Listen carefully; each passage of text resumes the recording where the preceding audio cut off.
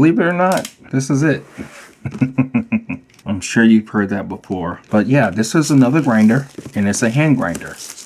I will later on mention all of the grinders I have and the reasons why, and why I truly believe if you have two, then you're pretty good to go. As you guys already know, I already have the ZP6.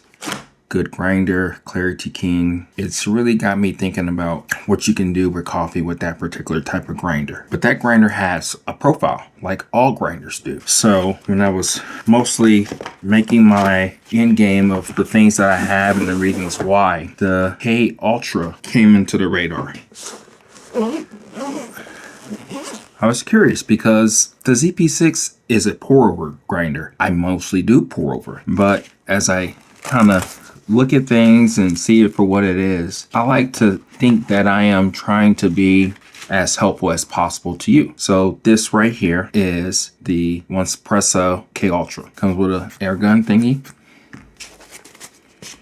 Let's take it out. Here's the grinder. I'll figure this out later. I'm sure it's not that hard. And this is the Brewed right here. I've heard that it has a metal type of magnet. So let's see if we can just pull it off. And then here's the grinder. Nice traveling bag. This is more of a box. Square box. So yeah, this is what it looks like. Has the dial right here. This is my first impression. Okay, 0. Goes all the way up to 9. 10, 11, 12, 13, 14, 15, 16, about 16. So 160 total, something like that. If you don't already know, all grinders have a sweet spot, right? Okay. Nice spinning type of mechanism. And I think this is really cool. Just gonna put it in, you just take it off. Sometimes you don't really need to screw things on. But as you know, all grinders have a sweet spot. And as they have a sweet spot, that means that most of the grind settings are crap. And the saving grace for this particular grinder is that it's the jack of all trades. It does pour over, French press. It does Turkish, it does espresso. What I'm going to do is I'm going to actually brew a cup of coffee. Got something in the back going right now, some decaf. I think we're going to do some decaf, 10 grams, something like that. Hario V60 and all that. It seems like it's more solid. Zero it out. Just zero it out. And I think what I'm going to do is I'm going to go to 6. I think the sweet spot for the ZP6 is between 5, 4, 5.5, 3.5 if you want to get a little bit more technical with it. But of all the coffees that I've tried with it, light, medium, and dark, it doesn't matter. I've been really getting some really good cups out of 3-to-5 ratio. So this one, we're going to go to 6. So it's 0. I'm not saying that I am saying that the rest of it is kind of crap. It is what it is. We're going to see if this works for pour over, okay? Like I said, this right here, this, which I haven't figured out. I'm going to figure this out right now. So why we kind of, I guess not. There we go. Got it. Okay, there we go. So you just push it in. You could turn it. So I already know how this one tastes. That's a good indicator. It's been a couple of weeks off roast. We're gonna see where it goes. But why did I get another grinder? I got one because I want to see what you care about, why you care about it, kind of get an idea of a little harder to grind compared to the ZP6. I guess because it's mostly a pour over. May have to go finer or coarser in this case. Wow, 10 grams done. That's pretty cool. Okay, that's what it looks like at a 6 setting, if you can see that. Yeah.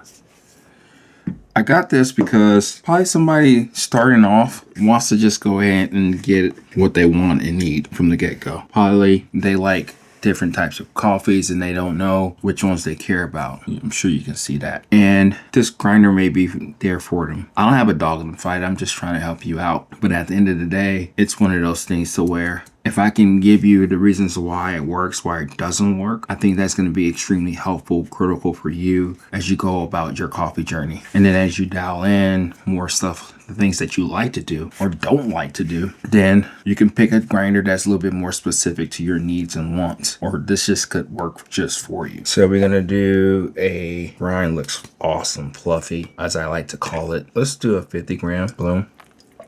That magnetic part of it is a really nice touch, and this is pretty cool too.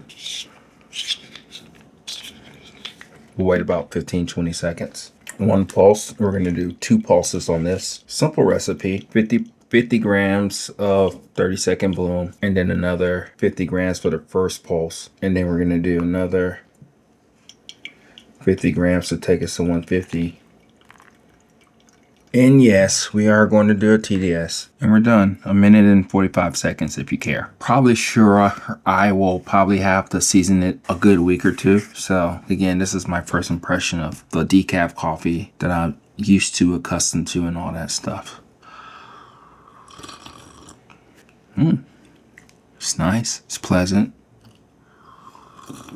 Extremely approachable. I think it's dialed in just right. It'd probably be a slightly over extracted if I had to guess right now. But it's there. I don't even know if it has fines or anything on it. But this cup, this thing, the way it works. Okay, that's going all the way fine. And then now we're gonna go all the way coarse, if you can see anything. See the burrs going up to allow more coffee to go through. I think from pour overs, I'll probably hover around 6, 7, probably even 5. I'm curious to see what this does with espresso. I do have a grinder for espresso now. I was using the Kingrinder K2, which was a lot better than the, which grinder was I using?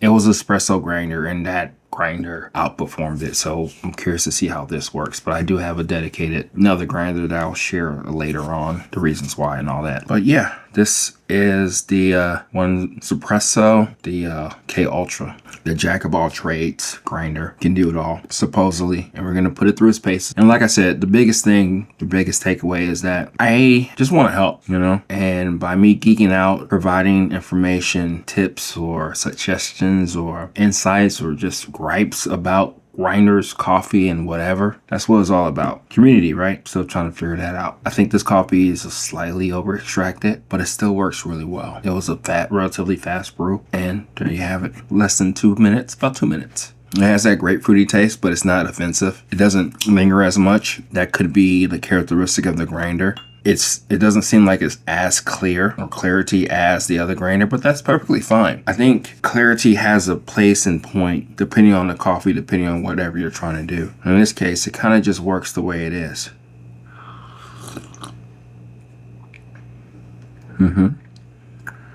Wow.